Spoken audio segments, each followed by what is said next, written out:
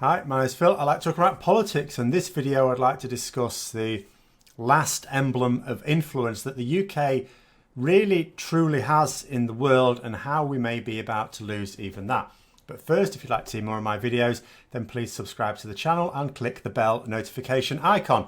So, the UK has held a serious, and some might even say disproportionate, amount of influence on the world stage since the collapse of the British Empire.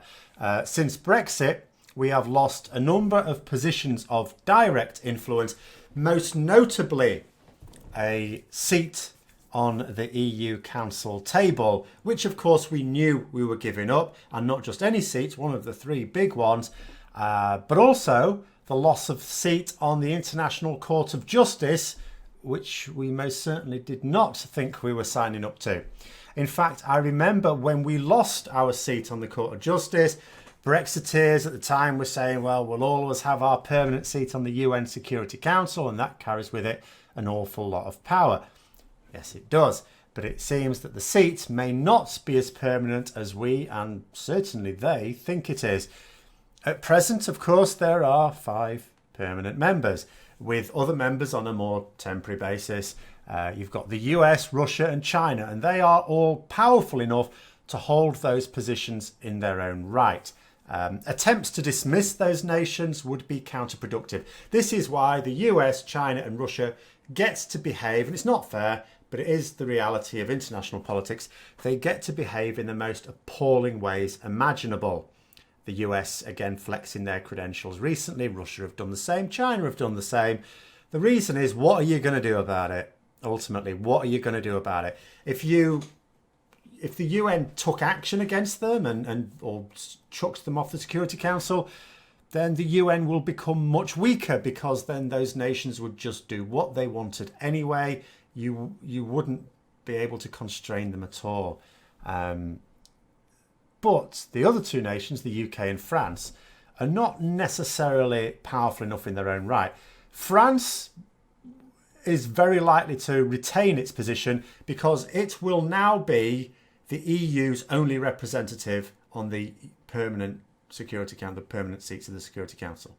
So France actually, with Britain leaving the EU, France becomes much more powerful. Not only because are there now going to be just 2 large economies in the EU, and it's going to be one of 2 instead of one of 3. But as I say, there's no way they're going to remove France off the Security Council because it represents the EU. The EU as a collective is very, very powerful.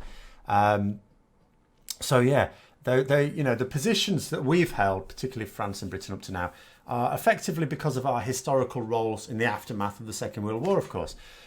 But not only has Brexit caused Britain to lose direct influence over world affairs, we are now acting in a way that might force us out of that Security Council seat. And I always used to sort of think, our influence is going to wane and people are just going to suddenly turn around and think, why have they got a permanent seat? What power do they bring? A little bit like the Emperor's New Clothes.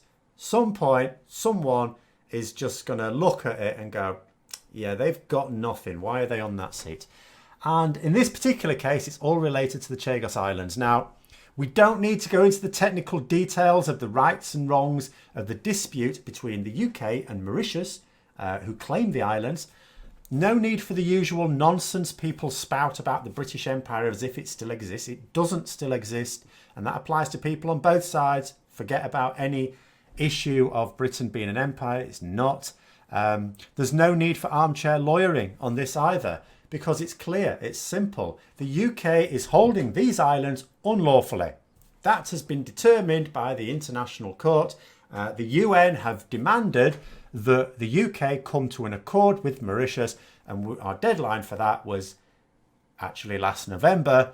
We didn't do so. We have ignored that. That was with Boris Johnson as Prime Minister, of course. That essentially means that the UK is in breach of international law and is ignoring the UN. Now, there hasn't been a UN resolution, of course not, because we would just veto it as a permanent member of the Security Council. So they can't do that. That's the power of having a seat on the Security Council. But Britain's former High Commissioner to Mauritius, who will, of course, know very much about the Chagos Islands, David Snoxall, he has said that he finds this state of affairs a little bit strange. He doesn't understand really why we're doing it. As he noted, after Brexit, we are going to have to find a role for ourselves in the world. He didn't seem convinced that pissing off the UN was the best way to go about that. And what would happen? What would happen if the UN decided to, say, oust Britain from its seat on the Security Council? Not a damn thing. There is no action that we can take to render the UN weaker in the same way as if Russia or the USA were forced to vacate their seats.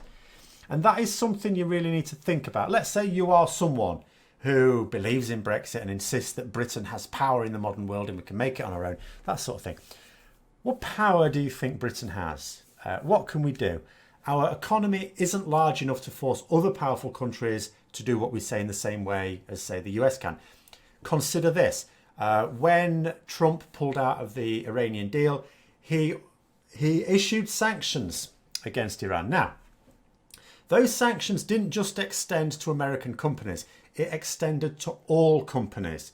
There are British companies, for example, who are not allowed to deal with Iran, even though the British government didn't have a problem with Iran. We don't think Iran has broken the deal.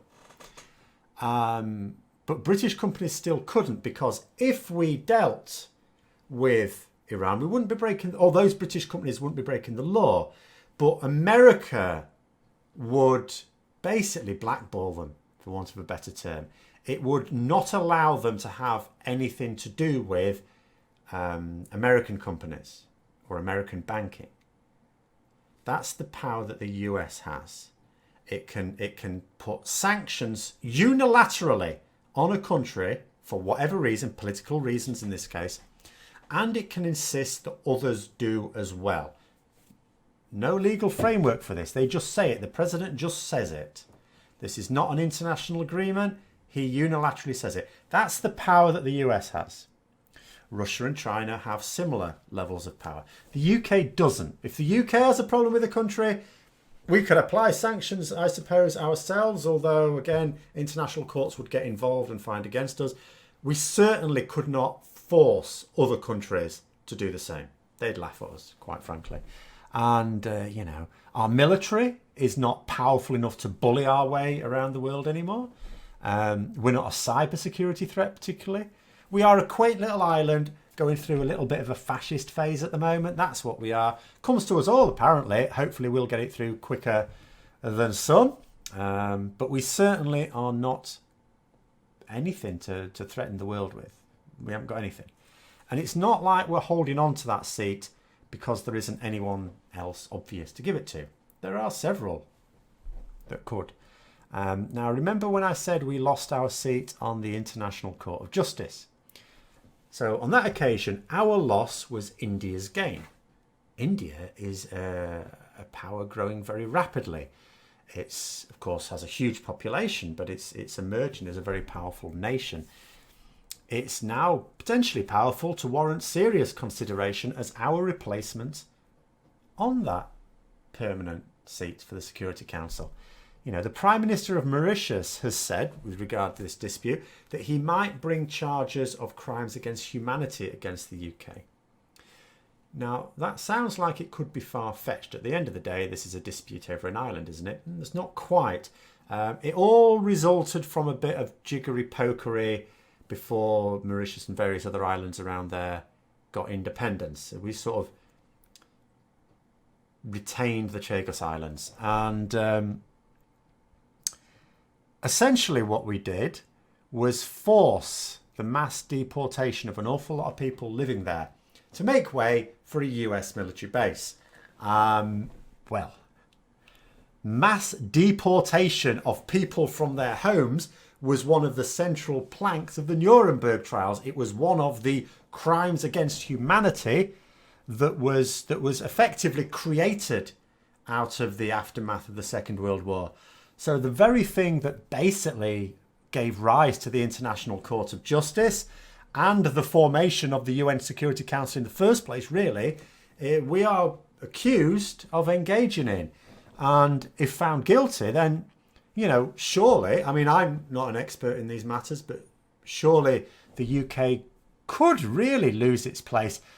But not just that, be seen across the world in the worst possible light.